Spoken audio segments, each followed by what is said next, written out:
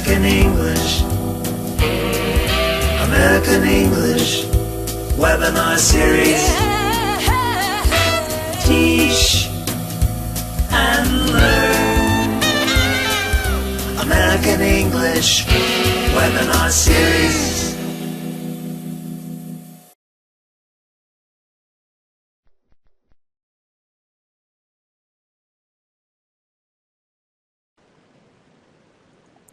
Greetings, teachers from around the world. Welcome to the American English Webinar Series 4, brought to you by the American English team at the U.S. Department of State in Washington, D.C.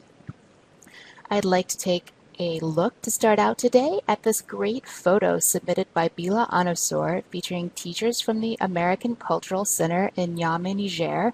I see you all are joining us again today. Hi, teachers in Niger. These teachers were participating in the last webinar, 4.2, and we'd love to see you teachers learning during the webinars and exchanging ideas. So please be sure to share your webinar viewing group photos by emailing them to americanenglishwebinars@elprograms.org.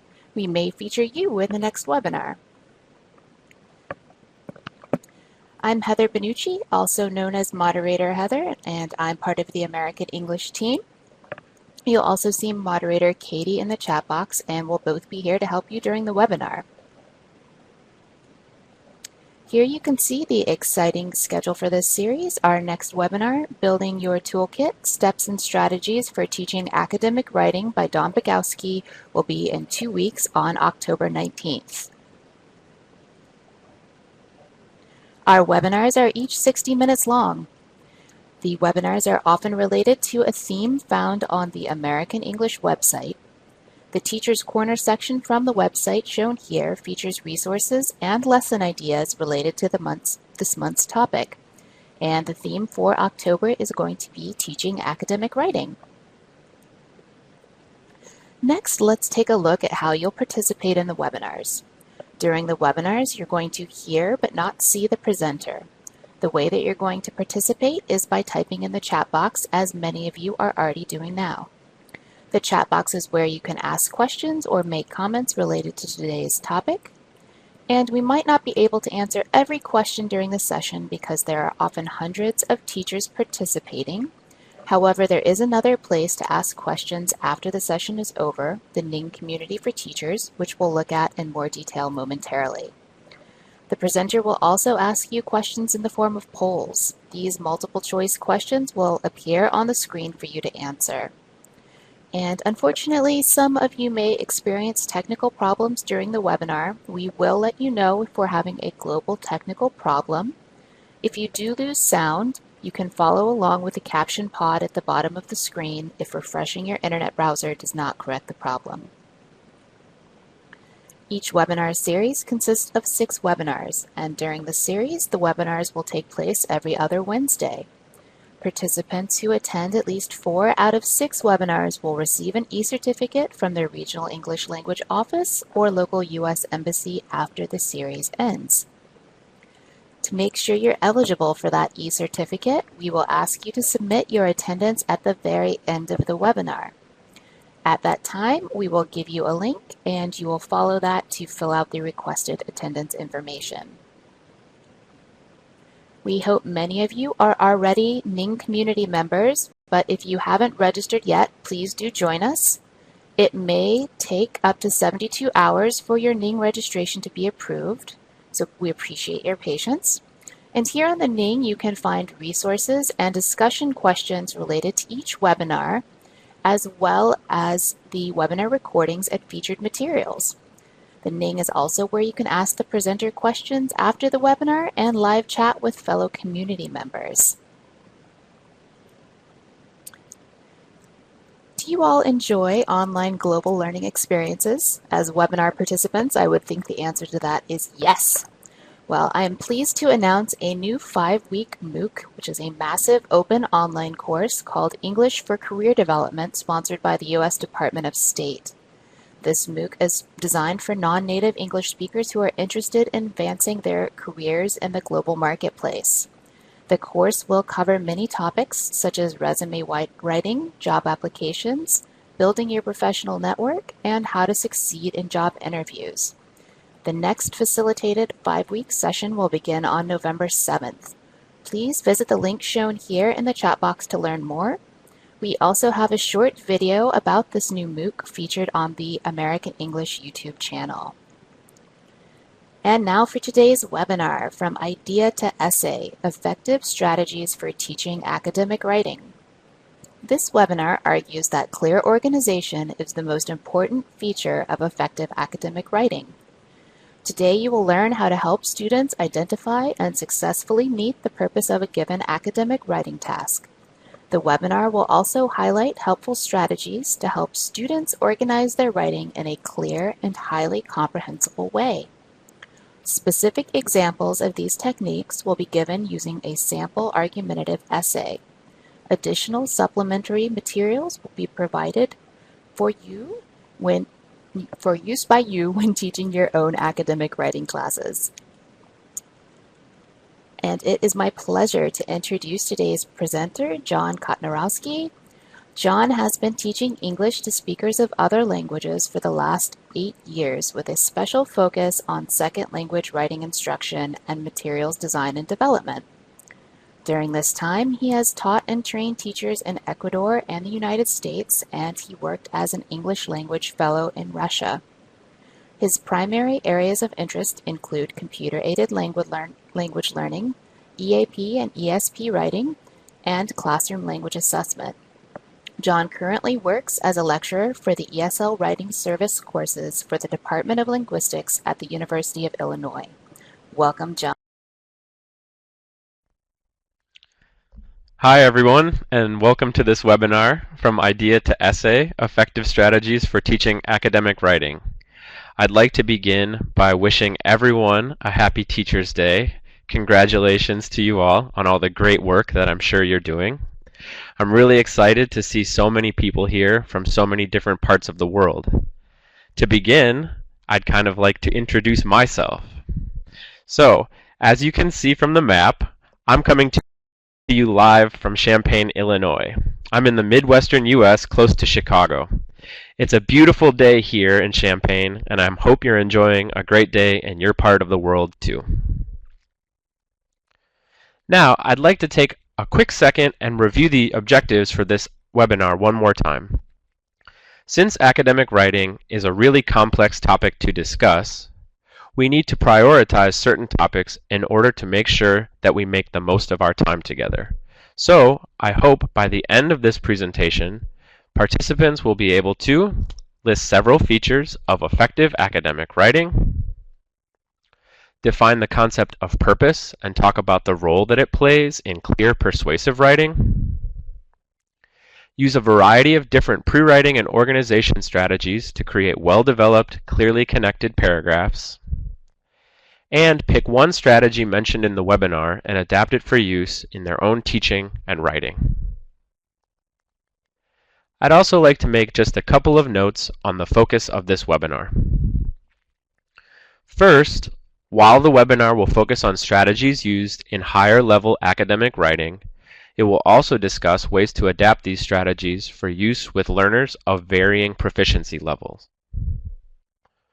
Also, the strategies included in this webinar will be presented using a persuasive essay as an example.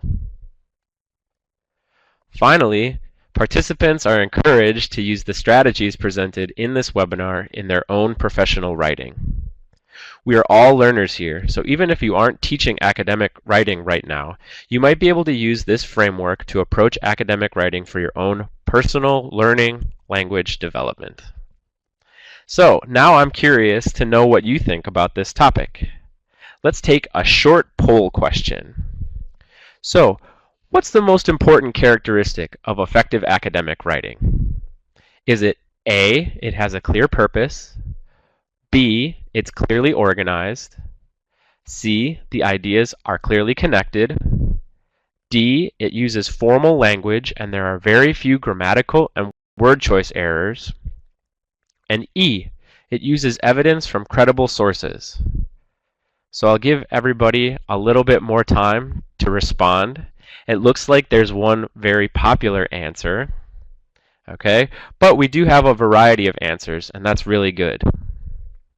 Okay, so we've got some great variety here, but it looks like C, the ideas presented are clearly connected, is the most popular answer.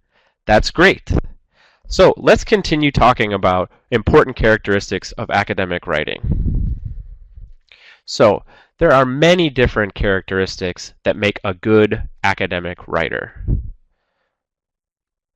As we can see here, academic writing is not just one skill, it's a collection of different skills. Writing teachers must teach critical thinking skills, pre-writing and writing skills, teaching someone how to revise their work, how to use evidence to support the points they make, and how to use formal language. These are just a few of the major skill areas that all writers should be familiar with. After we identify the major areas, it's important to know that each skill can be divided into individual skills. Once we have identified the major skill area that we would like our class to focus on, it's important to divide that major skill into smaller, more focused skills that we can actually teach. Here we have an example. There are lots of different ways to teach someone how to do pre-writing. Some of them include reading and taking notes, brainstorming, writing a skeleton outline, and writing a pie outline. So it's important to identify these individual skills that we can teach with our students. So what we can see here on this slide is that writing is a process, and so is teaching writing. Once we identify the individual skills to teach, it's important to give our students some practice. It's good to begin teaching these individual skills in isolation, by themselves. After the students have had some practice with the individual skills, it's good for the instructor to give some feedback to help guide the progress of the students. After this instructor feedback, it's important to practice these new individual skills in combination with all the other skills by writing something longer, like a paragraph or an essay. After practicing in context in an essay, it's very important to get some more instructor feedback to make sure the writer is growing in the direction that we want them to. Hopefully, after 1 or 2, maybe 3 or more times through this cycle, then the writer is able to do the skill on their own and successfully use it together with other skills. So, today, our process will begin by defining the concept of academic writing. To do this, I'd like to look at some examples. So, in the next slide, you're going to see 2 examples. One example is more academic than the other example. I'd like you to read both examples and decide which is more academic by making a choice in the activity box. Try to give a reason for your answer in the chat box. So for our first example, we have 2 sentences. First, he bought a couple of things. Second, he purchased several notebooks. So I'd like everyone to take a minute and tell me which of these sentences is more academic, number 1 or number 2. You can share your answer in the activity box, and in the chat box you can give me a reason. Okay, great. Anuchka from Mauritius writes, sentence number 1 is informal. I see sentence number 2 is more specific. I see the CBA in Sucre, Bolivia says sentence number 2, it has complex vocabulary. Ulrich mentions sentence number 2, it's specific. Okay, so we're getting a lot of really great examples here. So let's take a look at the answer. It is indeed sentence number 2. Congrats. And the reason sentence number 2 is more academic is because this example uses more formal vocabulary and is more specific. Great work, everyone. Let's do another. So we have 2 more examples here. I would like you to, in the activity box, tell me which is more academic. Example 1, I think that writing good means taking your ideas and writing them so that other people can get your meaning. Or example 2. Effective writing presents ideas in such a way that readers can clearly grasp the writer's intended meaning. Okay, so let me know. What do you think? Is it example 1 or example 2 that's more academic? Okay, and I'd like to see some reasons in the chat box. Good, I see people mentioning it's important in academic writing not to mention opinions with the first person, so with I think. Cerise in China says 2 has academic terminology. That's great. I see a lot of people mentioning formal language also. These are all great reasons why example number 2 is more academic. So let's take a look. Example 2 is more academic. Congrats to everyone who picked this answer. The reason is because it uses more formal vocabulary and grammar structures. Additionally, it avoids using the first person in like terms like I think, and instead presents the information more objectively. Great work, everyone. Let's do another example. So, same thing. Tell me which example is more academic. Example 1 says, according to a study by Smith, students that use cell phones in class are more easily distracted than those who do not. So, cell phone use should not be allowed in the classroom. Example number 2 says, my friend and I like to text in class, but sometimes we miss what the teacher says while we are texting. Sometimes the stuff we miss is on the test and I score poorly. All right. So, we see a lot of people voting for number 1. What are the reasons? Okay, Brian mentions that number 1 is based on a study. Excellent, great. So, I see example number 1 because it is based on a study and supported with evidence. Great. Lourdes mentions number 1, it's more formal. Festo mentions it's well organized. These are great. Great suggestions, everyone. Let's take a look at which example is more academic. It's example number 1. Congrats to everybody who picked example number 1. The reason this example is more academic is because the writer uses research from another writer or study to make a point. It does not rely on the writer's personal experience. So this shows that the writer has done his or her research on the subject. Great work. Let's try one last example. Okay? So, everyone, please tell me which example is more academic. Example 1 says, they call Paris the city of lights. New York is known as the Big Apple. St. Petersburg is called the Venice of the North. If you could visit any city in the world, where would you go and why? Example 2 says, should teachers allow students to use cell phones and mobile devices in the classroom? Choose one side and give 3 reasons to support your choice. So here we have examples of questions or prompts that a writer might be asked. And it looks like many people think example number 2 is more academic. Vinud mentions example 2 because example number 1 sounds more conversational. That's a good reason. Example number 2 is more specific. Heba mentions that. Aijan mentions that number 2 looks like an IELTS task. I agree. Number 2 definitely looks like something you might see on an exam. Emerson mentions number 2 looks a little bit more professional. This is great. Let's take a look at what the answer is. The answer is example number 2. And the reason? With its specific requirements, this question is more similar to the various types of prompts or questions used in academic writing classes. The writer is not allowed to write about anything that he or she would like. In order to be successful, he or she must meet the requirements of the question being asked. Great job, everyone! So, after reviewing these examples, we can tell that academic writing involves using formal vocabulary and more complex grammar. It also involves using the work of others as evidence to support the writer's point of view. It also involves responding to a question that includes specific requirements.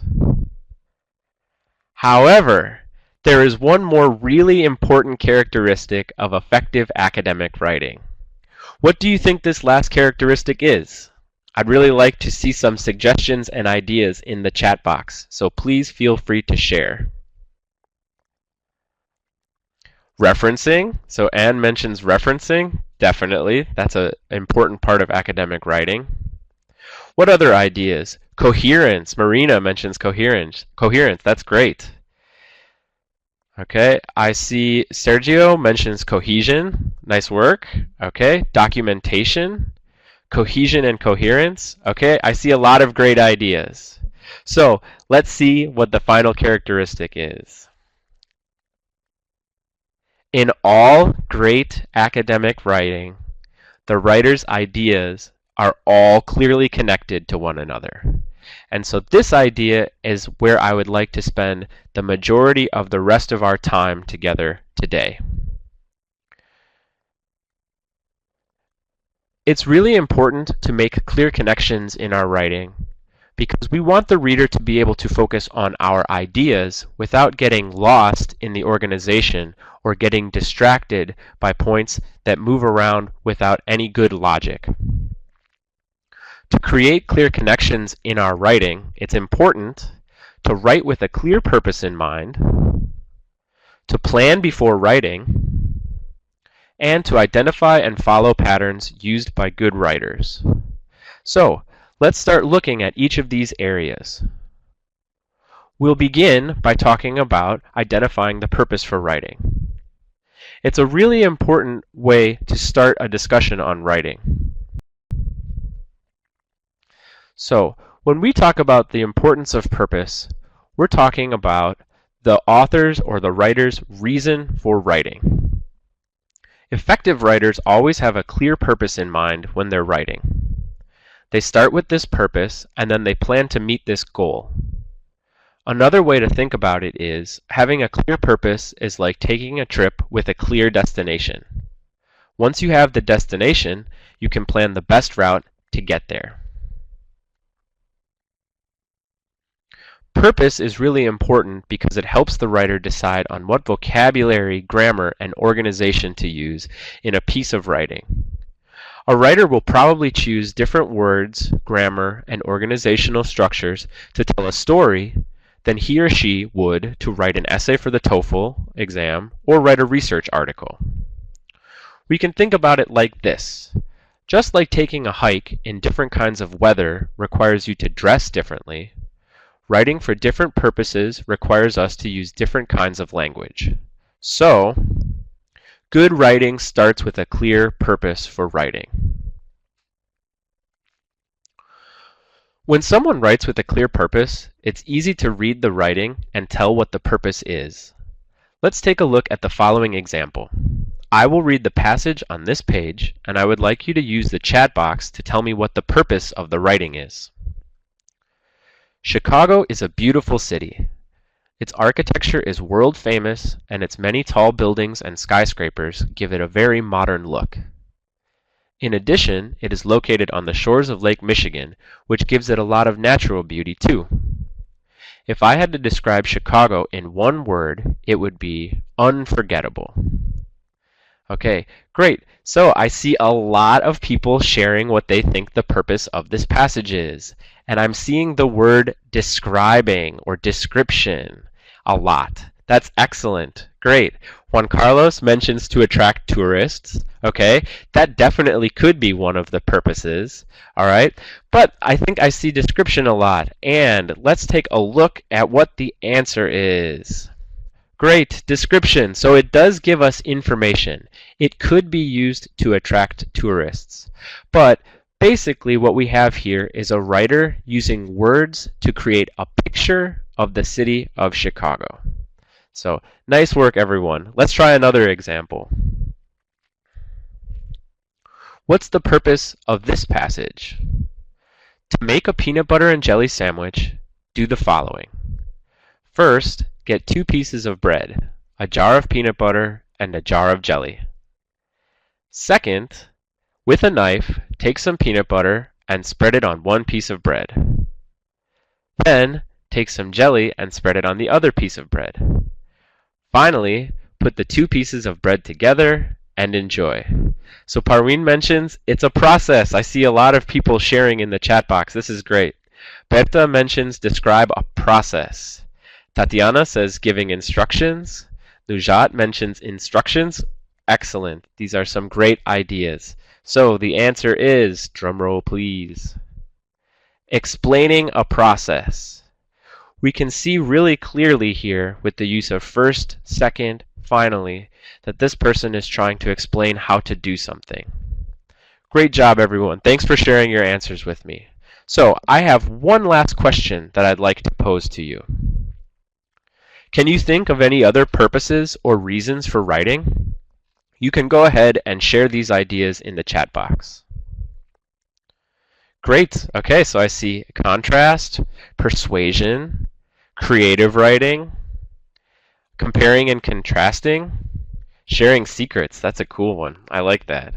Sharing an opinion, sharing research, evaluation, writing a letter. Excellent. So, as everybody can see from all of the great suggestions in the chat box, there are lots of different reasons for writing. So it's important to choose one and clearly support it when we are writing something. Now, I'd like to share an activity that you might use with students to help them identify different kinds of purposes for writing. So, to get students familiar with identifying different purposes for writing, I use a simple matching activity. First, I take a table and in one column I write purpose, and in the next I write definition. After, I will write 2 or 3 different types of purposes on the left side of the chart under the purpose heading. If you work with learners who have less experience writing, it might be a good idea to choose only 2 different purposes. Also, if you work with more advanced writers, you can give them 4 or 5 or even more different types of purposes. Then, for each purpose, I give a brief definition in the definition column. I make sure to put the definitions out of order so that the students have to match each purpose with the correct definition and do some thinking to think critically about what they're writing. After, I will ask students to get into pairs or small groups and discuss with a partner in order to match each purpose with the correct definition. After students finish discussing, I bring everyone back together and we share as a whole group. Hopefully, I will see an answer like this. So for example, persuasion is to state an opinion and give reasons and examples to support this opinion. So, the first step is providing a clear definition for each purpose. After students have an idea of what each term means, I try to give them a sentence that is an example of each type of purpose and ask them to work with a partner to decide which purpose each sentence exemplifies. So here we have 3 example sentences. The first one says, "My cell phone is black and it has a camera. It was made by Sony." The second one says, to send a text message from your cell phone, first you need to type the message. Finally, sentence 3 reads, "Teachers should allow cell phones in the classroom." So, what I'd like you to do now is tell me what's the purpose for each of these sentences. In the center of the screen, you'll have an activity box, and for each sentence, I'd like you to pick one of the 3 options. Is it A, persuasion, B, description, or C, explanation of a process? Okay, great. So I see a lot of good answers coming in. It seems like we have a clear winner for each sentence. It's looking like sentence 1 seems to be description, sentence 2 explaining, sentence 3 persuasion. Awesome. Thank you guys for sharing your ideas. So, more than just identifying what the purpose of each sentence is, I like to ask students to tell me why the sentence is an example of that purpose. So, when we discuss after identifying the purpose, I'll ask groups to give me a reason. For example, for number 1, it's description because it talks about the color and the features of the phone. For number 2, we see that word first, so we can probably guess there will be a second and a third, and that's really similar to a process. Finally, for the last sentence, students might say it's persuasion because it shares an opinion, and not everyone thinks that this opinion is the right opinion. Great, so there are lots of different ways to expand this activity, and one way to expand it is something that I call what comes next. So once the correct purpose for each sentence has been identified, I ask each pair to write a sentence that might follow the example. So here we can see my example. For the persuasive sentence, teachers should allow cell phones in the classroom. After this sentence, a student might write, cell phones with dictionaries can be helpful language learning tools. Also, so for more advanced students, I might ask them to write a short paragraph. For less experienced learners, I think a single sentence is a good way for them to show you that they understand the purpose.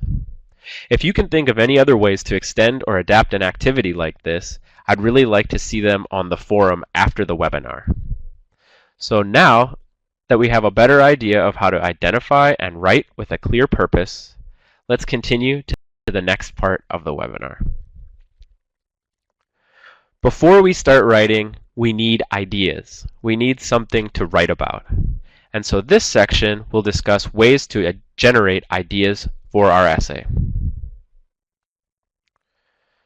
Just like we're often able to tell the purpose of a piece of writing by reading it, we can do the same thing for a writing prompt or question.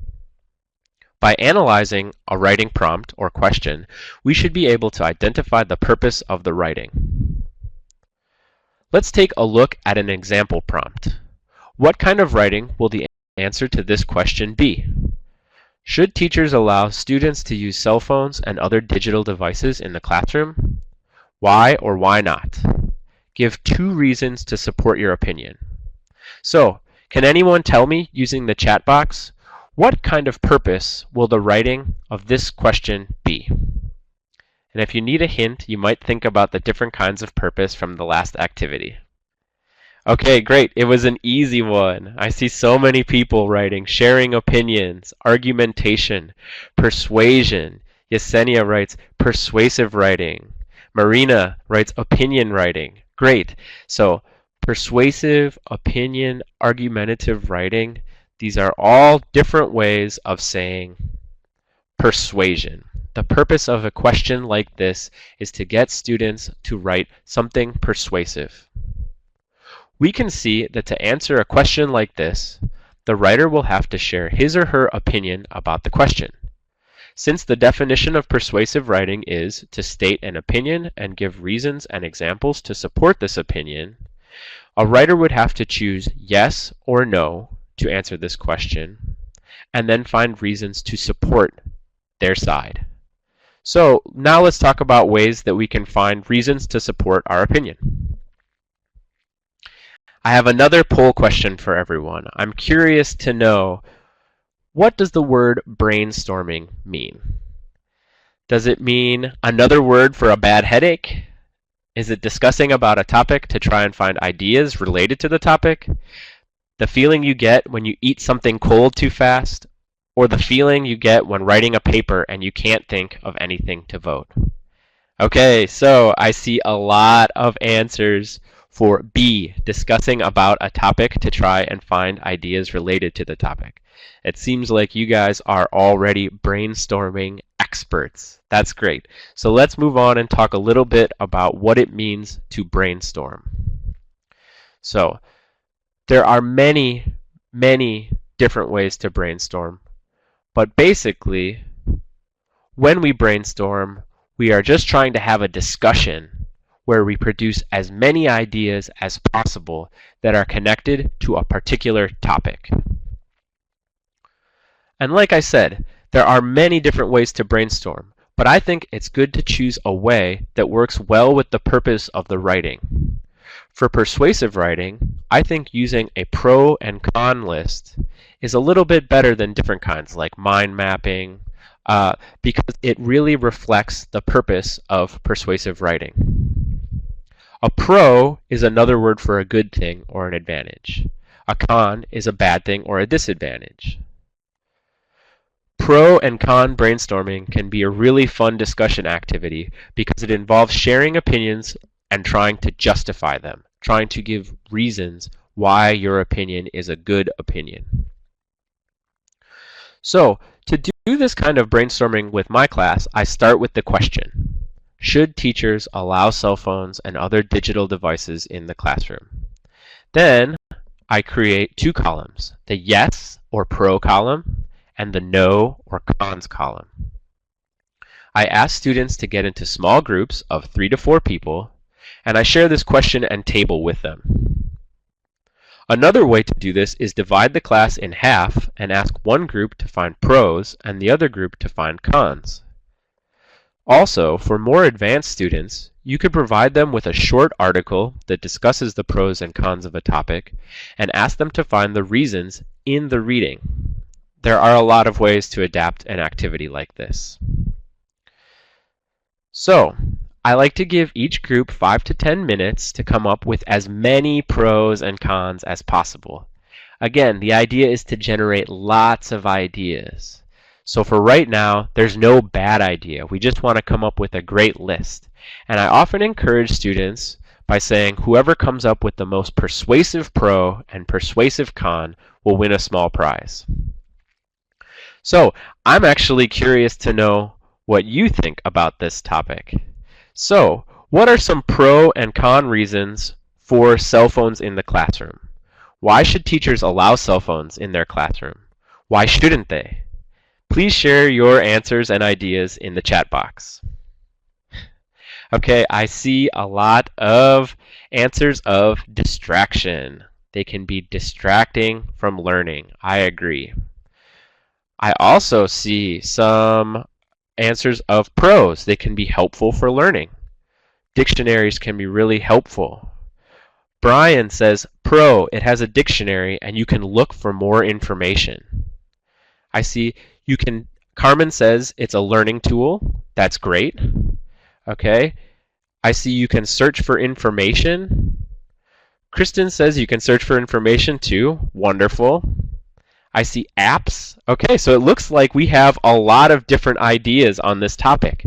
We can see that even in 30 seconds or 1 minute, by working as a group, we can come up with a lot of different ideas. So, finally, after the groups have had some time to generate their ideas, I bring the class back together for a whole group discussion. I like to write the answers on the board if possible, or if students have notebooks, they can write their answers down as they hear their classmates giving them. The final product for an activity like this will look something like this. So, thanks everybody for sharing your ideas and your suggestions. Here we've got an example of a pro and con chart with 3 pros and 3 cons. Now, if this were my class, I would hope to see maybe 5 of each or 10 of each. The great thing about brainstorming together in a group is that it takes some of the pressure off the writer. When you have to think of all the ideas on your own, it can be very challenging. It can even be a little stressful. When you work together with other people, you get to share ideas and come up with new and creative ideas. So thanks everyone for sharing, and now we can move on to the next part of the presentation. So, after working together to create our list of ideas, we need to start thinking about how to best organize these ideas. To start our discussion about organizing ideas, I would like to pose another poll question. So I'm curious to know what you think. What does outlining mean? What is an outline? Is it A, a complete 200-word essay, B, a kind of writing you do outside in nature, C, a general plan for a piece of writing that does not contain many details. D, writing about an unfamiliar or unpopular topic. Okay, great. So I see one answer that is very popular among people. I see C, a general plan for a piece of writing that does not contain many details. Once again, I tried to pose a difficult question, but you guys already know this. So let's talk a little bit more about what outlining means. Just like there are many different kinds of brainstorming activities you can do, there are many different kinds of outlines that you can make. And I think outlining is an important step to help organize the ideas in our essay before we start writing. Generally, an outline is just a plan for a piece of writing. You can create one for anything, from a research article to a test question. It only contains the main points of the thing that you're going to write, so very few, if no details. And we just want to make sure that we're sequencing ideas correctly. That's to say, we're putting the ideas in the correct order. An outline is like the skeleton of the essay. It provides the structure needed to build the rest of the essay. In our persuasive essay, the skeleton outline will consist of two parts. Part 1, a sentence that tells the writer's opinion about the topic, and Part 2, a sentence for each reason, pro or con, that the writer will use to support his or her opinion. So, when students start to create their own skeleton outlines, I ask them to start by looking at the brainstorming list of pros and cons. When they're looking at the list, I ask them one question. In your opinion, which side has better reasons? The pro side, or the con side? Then I'll give them a chance to discuss with a partner. While they're discussing, I will remind them of the purpose. It's persuasion. So in order to have a very persuasive essay, it's important to choose only one side. So they will discuss, and hopefully each person will choose one side. After they've chosen which side they think is the better side, I'll ask them a follow-up question. I might ask them, what are the two best reasons that support your opinion? So in this case, if the student chose yes, teachers should allow cell phones and other digital devices in the classroom, they might say something like, they have helpful programs like dictionaries, and in some cases, access to the internet and learning apps. And 2, they allow parents to contact their children in case of an emergency. So, now it's time for the students to share this information with me. In order to share this information, I like to use a form like this with less experienced writers. It provides them with some guidance. So you can see here, Part 1 asks the writer to share their opinion, and it also asks them to share which reasons they're going to give to support the opinion. You'll notice that it does not say, I think. It just says, teachers should or should not. We want to help students avoid using I think to make the writing a little bit more formal. In Part 2, I ask students to prioritize which reason is more important. So you can see in Part 2 it says the strongest reason is, and then another reason. While it might seem like Part 2 is just repeating information, it's really asking students to make a choice and decide which piece of evidence is the strongest. Here's an example of a completed form. So in the first part, the student chooses a side. It says, teachers should allow students to use cell phones because they have helpful programs like dictionaries, and they allow parents to contact their children in case of an emergency. In Part 2, the writer chooses the strongest reason, dictionaries and language learning apps, and then gives the second reason to support their opinion, that parents can contact their children on phones if there is an emergency. So, up to this point, we've generated and organized ideas about our topic.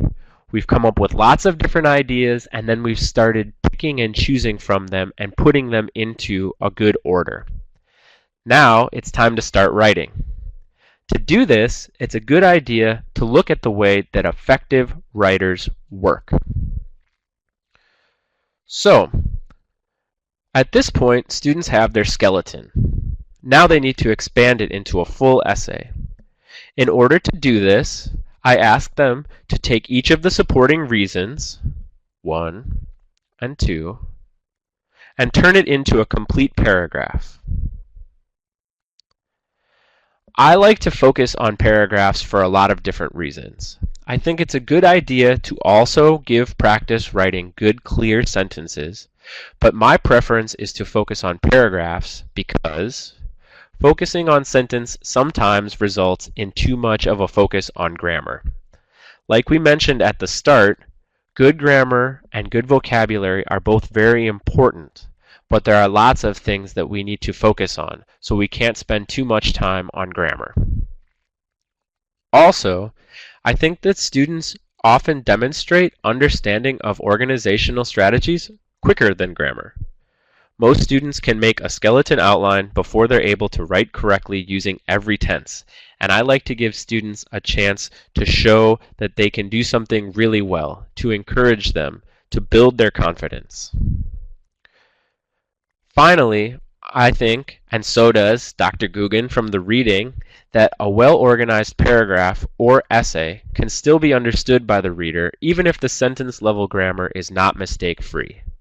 So, by focusing on paragraphs, we have the flexibility to look at both more focused items like sentences and grammar, and big picture items like coherence and the connection between ideas. So, now it's time to talk about the paragraph organization technique that I like. And I'd like to start with a question. So, can anybody tell me, have you ever heard the expression easy as pie before? If so, please raise your hand. Okay, great. I see a lot of hands being raised. Can anybody tell me what it means? If you have heard this expression, please share its meaning in the chat box. Good. All right. I see a lot of people putting easy, very easy. So Sandra from Bahrain says it's very easy. Okay. Camelia writes very easy to do. Okay. Awesome. Great. Yes. So in English, when we say something is as easy as pie, we mean it's very easy. Eric even shared another slang term, a piece of cake. I agree. Easy as pie is just like saying it's a piece of cake. It's something that's really easy to do. Now, I like to tell students that when writing paragraphs, it's as easy as P-I-E. So, what does this mean? So to teach students to write PIE paragraphs, I start by giving them an example paragraph, like the one on the screen. You can write it on the board or pass it out to students on a piece of paper. I ask them to read the paragraph individually, and then, with a partner, I want them to tell me what's the role of each sentence in the paragraph. So, here we have the strongest reason why teachers should allow students to use cell phones and digital devices in the classroom is because they have programs that can help students study. For example, if a student is reading something and does not know the meaning of a word, she can use the dictionary on her phone to find the meaning. Many students already bring their phones and devices to classes, so if a teacher can show students how to use them as learning tools, then they can help students understand more. So, we can see that this paragraph has 3 sentences, and each sentence has a really specific function. Once students have had a chance to discuss what they think each function is, the function of each sentence, I'll bring everyone back together as a group and share the answers together for a discussion. So, hopefully students will be able to tell me that sentence number 1 is just reason number 1 from the skeleton outline. Sentence number 2 is an example of the first sentence, and sentence number 3 makes a connection between sentences 1 and 2. So after we've had a chance to analyze the paragraph and look at the function of each sentence, I share the meaning of PIE, the meaning of pi. And it is an acronym. So an acronym is just a word where each letter means or stands for a different word. So in PIE, the point, P, is the first sentence in the paragraph. It's the main idea, and it's one of the supporting reasons from the skeleton outline. The I in pi is illustration. It's usually the second sentence. This is an example that supports the point. Finally, the E in pi means explanation, and this is the final sentence, sometimes 2 or 3 sentences. And this is where the writer tries to make a connection between the illustration and the point. So, after we've talked about what PIE stand for, I'll go back and take a look at the example paragraph once more. So, I'll tell students that the P in this sentence is reason 1. It's the first sentence and main idea of the paragraph. The I is an example of the first sentence, and it follows the P. And then finally, sentence number 3 is the explanation. It makes a connection between sentences 1 and 2. So, I'd like to ask a question now that we've talked about PIE. Please raise your hand if you think you could use PIE framework for evaluating papers. We've talked about using it for generating organization, but I think you can also use it for evaluating, and it looks like many other people feel the same way. So if you raised your hand, can you tell me why? Why do you think this would be a good tool for evaluating writing? Yesenia mentions it could be the base of a rubric. Excellent. I think that's a great idea. Luis Fernando writes, that would be useful to assess coherence. Absolutely. Maria Elena mentions it will remember. The acronym will help students remember the sequence. All right, and I have a lot of other great suggestions and ideas here. Absolutely. So we can use PIE, pi, to organize writing, but then we can also use it to check to make sure the organization is good. Also, as a bonus, using this strategy keeps the paragraph focused on only one major idea, which makes the connections between sentences clearer. So, after discussing the example paragraph, I asked the students to write their own PIE paragraphs using another outline like the one on the screen. After they've completed this outline, I will ask to see their work and give them feedback on their strengths and areas for improvement. At this point, I tell them that they do not need to use complete sentences because I'm more concerned about the ideas and their order. Oftentimes, the feedback will be focused on the explanation part because that's the toughest part for most students to master. So, we can now see that by using skeleton outlines and PIE paragraph structure, we can make sure that all the ideas in an essay are connected. So by using the skeleton outline and pi paragraph structure, we start with an opinion, and then we give reasons to support the opinion. Then, for each reason, we can generate a paragraph that supports it and is focused on just that single idea. So here we see that teachers should allow cell phones because they have programs that help learning.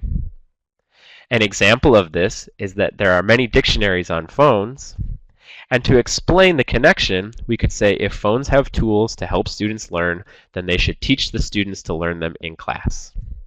So we can see that this is a really good strategy to make sure all the ideas in our essay are connected. And now it's time for students to write the first draft of their essay.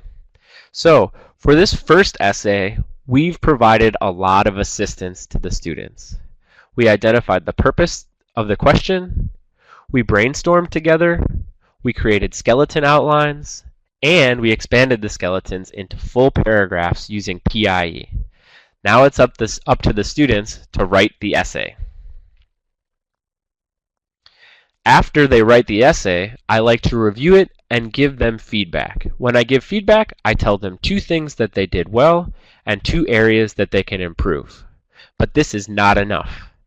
In order to make sure that students really understand the concepts, I like to give them a new question and ask them to do each of the steps on their own to show me that they understand the process. So, an example of this new question could be, should teachers assign homework to students every night? Why or why not? Give 2 reasons to support your opinion. So, hopefully by giving the students tools to organize their writing and by making the task of brainstorming a group discussion activity, we've made them feel more confident. And it's been my experience that students who are more confident will do more writing, which is what we want them to do. So this brings us to the end of the webinar, and I'd like to finish by reminding everyone of a few major points. So the first major point is writing is not a single skill. It's many skills. So it is important to practice each skill by itself and in combination with other skills. That is to say, it's good to practice grammar and vocabulary, but it's also good to practice making connections between ideas. So grammar and vocabulary are very important, like I said, but clear connections between the ideas are just as important. To ensure these clear connections between ideas in an essay, we can do 4 things. Identify the purpose, brainstorm for ideas, create a skeleton outline to organize the major points in the writing, and use pie structure to create paragraphs that are clearly organized around a single idea. It's also important to encourage students to do it as much as possible because practice makes perfect. I want to finish by reminding everyone that all the example handouts from this webinar have been posted to the Ning. You're also going to find a lot of helpful websites and fun writing activity ideas for all levels from beginners to advanced. If you have any questions or comments, please share them via the Ning discussion forum. It's been a real pleasure for me to speak with everyone today. Again, if you have any questions, please share them with me on the forum and our community of teachers on the Ning. And I'll end by wishing everyone success.